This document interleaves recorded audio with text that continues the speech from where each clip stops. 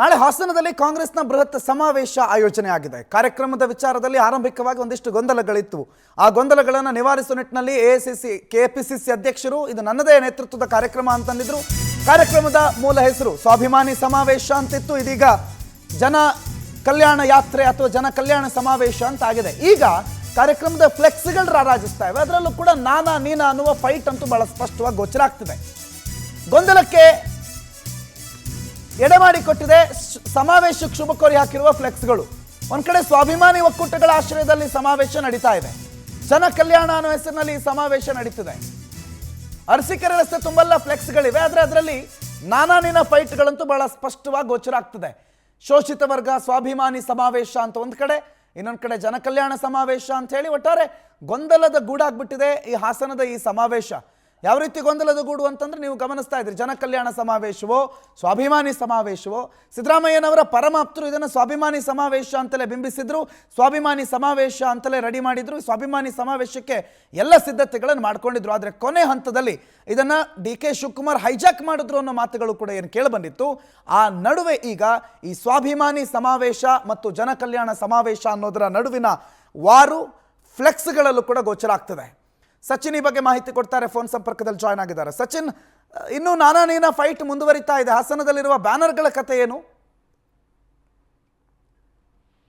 ಹಾಸನದಲ್ಲಿ ನಾಳೆ ನಡೀಬೇಕಾದಂತಹ ಒಂದು ಸಮಾವೇಶ ಏನಿದೆ, ಸಮಾವೇಶ ಈಗ ಸಾಕಷ್ಟು ಗೊಂದಲದ ಗೂಡಾಗಿರ್ತಕ್ಕಂಥದ್ದು. ಒಂದು ಪ್ರಮುಖವಾಗಿ ಇಲ್ಲಿ ಗಮನಿಸಬೇಕಾದಂತಹ ಅಂಶ ಏನು ಅಂತಂದ್ರೆ, ಏನು ಮೊದಲಿಗೆ ಆರಂಭ ಆದಂತ ಸಮಾವೇಶ ಸ್ವಾಭಿಮಾನಿ ಸಿದ್ದರಾಮಯ್ಯ ಸಮಾವೇಶ ಅಂತ ಹೇಳ್ಬಿಟ್ಟು ಒಂದು ಕಾರ್ಯಕ್ರಮವನ್ನ ಆಯೋಜನೆ ಮಾಡೋದಕ್ಕೆ ಎಲ್ಲಾ ರೀತಿಯಾದ ಸಿದ್ಧತೆಗಳನ್ನ ಮಾಡ್ಕೊಳ್ತಾರೆ.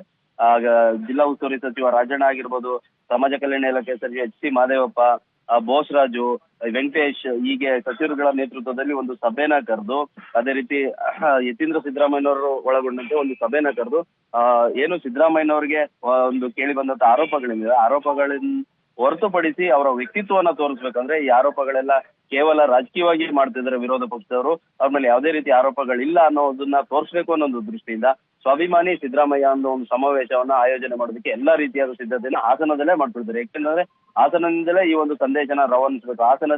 ಹಾಸನ ಸೇರಿದಂತೆ ಚಿಕ್ಕಮಂಗ್ಳೂರು, ಮೈಸೂರು, ಚಾಮರಾಜನಗರ, ಮಡಿಕೇರಿ ಈ ಭಾಗಗಳಿಂದ ಏನು ಜನರನ್ನ ಕರೆಸಿ ಒಂದು ದೊಡ್ಡ ಮಟ್ಟದ ಸಮಾವೇಶ ಮಾಡ್ಬೇಕಂತ ಹೇಳ್ಬಿಟ್ಟು ಕಾರ್ಯಕ್ರಮನ ಆಯೋಜನೆ ಮಾಡ್ತಾರೆ. ಆದ್ರೆ ದಿನ ಕಳೆದಂತೆ ಯಾವಾಗ ಕೆಪಿಸಿಸಿಗೆ ಒಂದು ಅನಾಮಧೇಯ ಪತ್ರ ಹೋಗುತ್ತೆ, ಪತ್ರ ಹೋದ ನಂತರ ಕೆಪಿಸಿಸಿ ಕೂಡ ಒಂದು ಅಲರ್ಟ್ ಆಗ್ತಾರೆ. ಎಐಸಿಸಿ ಅವರು ಕೂಡ ಸ್ಪಷ್ಟವಾದ ಒಂದು ನಿರ್ದೇಶನ ಕೊಡ್ತಾರೆ. ಪಕ್ಷದ ಅಡಿಯಲ್ಲೇನೆ ಕಾರ್ಯಕ್ರಮ ನಡೆಯಬೇಕು, ಪಕ್ಷ ಹೊರತಾಗಿ ವ್ಯಕ್ತಿತ್ವವನ್ನ ತೋರಿಸೋದಕ್ಕೆ ಕಾರ್ಯಕ್ರಮ ನಡಿಬಾರ್ದು ಅಂತ ಹೇಳ್ಬಿಟ್ಟು ಆದೇಶನ ಕೊಡ್ತಾರೆ. ಆದೇಶ ಬೆನ್ನಲ್ಲೇ ಡಿ.ಕೆ. ಶಿವಕುಮಾರ್ ಹಾಸನಕ್ಕೆ ಬಂದು ಒಂದು ಹೇಳಿಕೆಯನ್ನು ಕೊಡ್ತಾರೆ. ಇದು ಸ್ವಾಭಿಮಾನಿ ಸಮಾವೇಶ ಅಲ್ಲ, ಜನ ಕಲ್ಯಾಣ ಸಮಾವೇಶ ಅಂತ ಹೇಳ್ಬಿಟ್ಟು ಡಿ.ಕೆ. ಶಿವಕುಮಾರ್ ಸ್ವಾಭಿಮಾನಿ ಸಮಾವೇಶ ಇದ್ದಂತಹ ಒಂದು ಸಮಾವೇಶದ ಹೆಸರನ್ನ ಸಂಪೂರ್ಣವಾಗಿ ಜನ ಕಲ್ಯಾಣ ಸಮಾವೇಶ ಅಂತ ಹೇಳಿ ಬದಲು ಮಾಡ್ತಾರೆ. ಅದಾದ ಬಳಿಕ ಈಗ ಒಬ್ಬೊಬ್ರು ಒಂದೊಂದು ರೀತಿ ಫ್ಲೆಕ್ಸ್ ಗಳನ್ನ ಹಾಕೊಂಡಿರ್ತಕ್ಕಂಥ ಸಾಕಷ್ಟು ಅಂದ್ರೆ ಗೊಂದಲ ಕೂಡ ಆಗಿದೆ.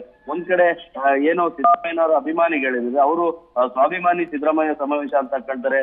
ಮತ್ತೊಂದ್ ಕಡೆ ಶೋಷಿತ ವರ್ಗಗಳ ಸ್ವಾಭಿಮಾನಿ ಸಮಾವೇಶ, ಮತ್ತೊಂದ್ ಕಡೆ ಜನ ಕಲ್ಯಾಣ ಸಮಾವೇಶ, ಹೀಗೆ ಒಬ್ಬೊಬ್ರು ನಾಯಕರುಗಳು ಒಂದೊಂದು ರೀತಿಯ ಫ್ಲೆಕ್ಸ್ ಗಳನ್ನ ಹಾಕೊಂಡಿರ್ತಕ್ಕಂಥದ್ದು ಈಗ ಸಾಕಷ್ಟು ಅನುಮಾನಕ್ಕೆ ಎಡೆ ಮಾಡಿಕೊಟ್ಟಿದೆ ಅಂತಾನೆ ಹೇಳ್ಬೋದು. Pranav, right, okay, thank you Sachin ಮಾಹಿತಿಗೆ.